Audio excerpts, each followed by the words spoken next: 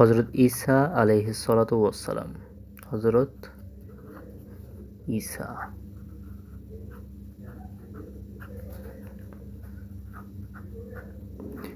আলাইহিসসালাতু ওয়াসসালাম। হজরত ঈসা আলাইহিসসালাতু ওয়াসসালাম যখন পৃথিবীতে ছিলেন, অর্থাৎ তাকে দ্বিতীয় আসমানে তুলে নেওয়ার আগ পর্যন্ত তার বয়স কত ছিল? আপনারা কেউ জানেন এটা? ওনার বয়স ছিল 28, 30 অথবা 33। তিনটা বয়স ধরা হয়, কিন্তু এই তিনটা বয়সের মধ্যে 33 বয়সটা খুব প্রচলিত। যে এটা ধারণা করা হয় যে হজরত ঈসা আলাইহিসসালাতু ওয়াসসালামকে 33 বছর বয়সে আল্লাহ তাআলা আসমানে তুলে নেন। এটা একটা কি গায়েবীভাবে বা অলৌকিক ঘটনার মাধ্যমে। তো যখন তাকে যে উপরে তুলে নেওয়া হয়, কোথায় তুলে নেওয়া হয়? সেটা হচ্ছে কি দ্বিতীয় আসমান।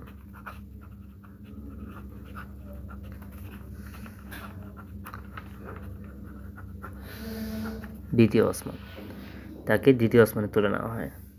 এখন কথা হলো, তাকে দ্বিতীয় আসমানে তুলে নেওয়ার পর যখন পৃথিবী কিয়ামতের আগ পর্যন্ত, যখন পৃথিবীতে অনেক অনৈতিক অরাজকতামূলক কর্মকাণ্ড পৃথিবীতে সৃষ্টি হবে, তখন তাকে কিন্তু আবার পৃথিবীতে প্রেরণ করা হবে। আর যখন তাকে প্রেরণ করা হবে, ওই সময় কিন্তু দাজ্জাল চলে আসবে পৃথিবীতে। দাজ্জাল এসে সে নিজেকে স্রষ্টা মনে করবে এবং মানুষদেরকে বলে দেবে যে আমি হলাম তোমাদের স্রষ্টা। আর এই দাজ্জালকেই খতম করার জন্য আল্লাহ তাআলা আবার ঈসা আলাইহিসসালাতু ওয়াসসালামকে পৃথিবীতে কি অবতরণ করবেন। তো এখানে আরেকটা মেইন কথা হলো, আমরা একটা টাইম লাইনে আছি, যেটা হচ্ছে ঠিক এরকম। মনে করেন যে সময় এখান থেকে চলতেছে এই দিকে।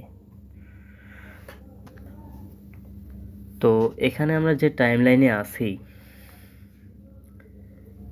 সাপোজ 2001 সাল থেকে 2050 সাল, এই 50 সালের মধ্যে আপনি মানে এই 1 থেকে 50 সালের মধ্যে আপনি যাই করবেন না কেন, সেটা এই দাগটার মধ্যেই কি ঘটতে থাকবে। কিন্তু কথা হলো, আপনাকে যখন 2010 সাল অর্থাৎ একটা সময়ে আপনাকে পৃথিবী থেকে তুলে নেওয়া হবে, তখন আপনার বয়স সেখানেই থেমে থাকবে। অর্থাৎ 1 থেকে 10 বছর পর্যন্ত যদি আপনার বয়স হয় 10 বছর, এই 2010 সালে যখন আপনাকে তুলে নেবে তখন কিন্তু আপনার বয়স 10ই থাকবে। আবার যখন আপনাকে 40-এ এখানে নামানো হবে, তখনও আপনার বয়স কত থাকবে? 10 থাকবে। অর্থাৎ আল্লাহ তাআলা দ্বিতীয় আসমানে হযরত ঈসা আলাইহিসসালাতু ওয়াসসালামকে এমন একটা জায়গায় রেখেছেন, ওই জায়গাতে তার শারীরিক কোনো বৃদ্ধি হবে না, তার বয়স বাড়বে না, তিনি আগেও যেরকম ছিলেন পরেও সেরকম থাকবে। আর এই যে সময়টা, যেটা এই দিক থেকে ঘুরতে এসে আবার এখানে আবার এই টাইমলাইন থেকে জুড়ে গেল, এই যে সময়টা, এটাকে বলা হয় আরবিতে কি আজাদ। আজাদ অর্থাৎ অলৌকিক ঘটনার সময়, এরকম কিছু একটা। তো এই সময়টাকেই কিন্তু বলা হয় আজাদ। এখন কথা হলো, আমার এখানে একটা প্রশ্ন হচ্ছে, আমরা যে টাইমলাইনটাতে আছি, এই টাইমলাইনটা কিভাবে কাজ করতেছে?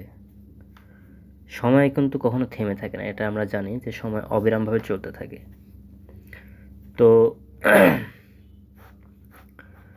যখন ঈসা আলাইহিসসালাতু ওয়াসসালামকে এই পয়েন্ট থেকে তুলে নেওয়া হয়েছে, তখন তার যে বয়সটা ছিল সেটা যখন আবার পৃথিবীতে তাকে অবতরণ করা হবে, তখনও যদি তার বয়সটা সেম থাকে, তার মানে হচ্ছে কি, তিনি এই টাইম লাইনেই আছেন, আবার এই টাইম লাইন থেকেই এই দিকে যাত্রা শুরু করবেন। আর পরক্ষণে আমাদের যে বয়সটা বৃদ্ধি হইল বা এর মাঝে যে আমরা যে কর্মকাণ্ডগুলো ঘটাইলাম, সেগুলা আমাদের এইভাবে প্রবাহিত হচ্ছে, এভাবে প্রবাহিত হয়ে হয়ে আবার এই পয়েন্টে এসে কি জুড়ে যাবে।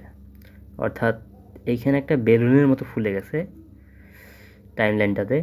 তো আমরা এখানে যাই করি না কেন, এইটাকে ধরা হবে না, এইটা আবার এই পয়েন্ট থেকে কি চালু হবে।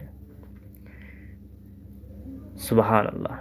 সো আপনি বিষয়টা কি লক্ষ্য করেছেন যে টাইম লাইনটা কীভাবে পরিবর্তন হয়েছে?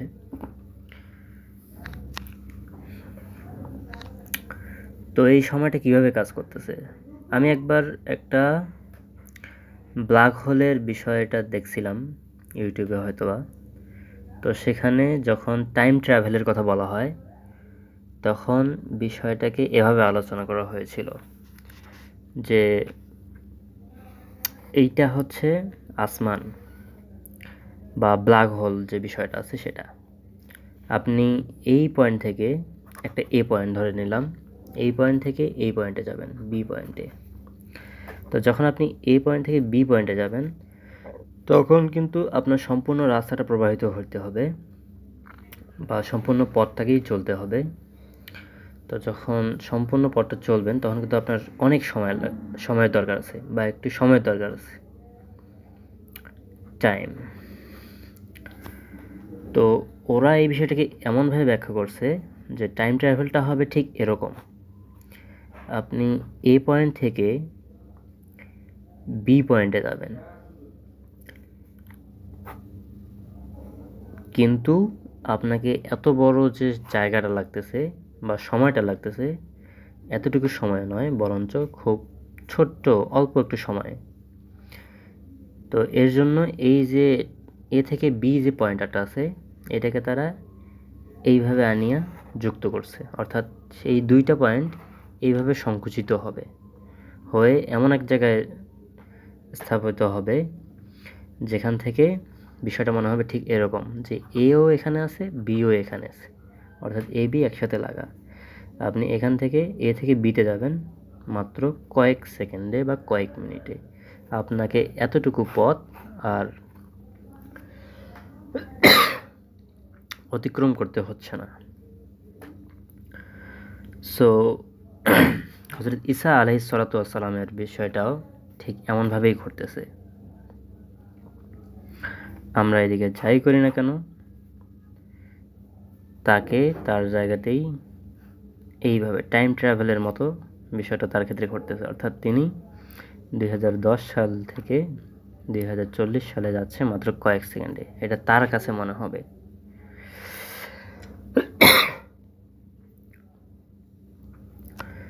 তো এটা জাস্ট একটা আমার আইডিয়া, মানে আমি এই বিষয়টাকে এরকম একটা ব্যাখ্যা দিয়েই কিন্তু আপনাদের কাছে উপস্থাপন করলাম। এখন আপনাদের কাছে কিছু প্রশ্ন থাকবে, সেগুলো হচ্ছে তাকে যে আবার প্রেরণ করা হবে পৃথিবীতে, কী জন্য প্রেরণ করা হবে, তিনি মুসলমানদের জন্য কি নিয়ে আসবেন,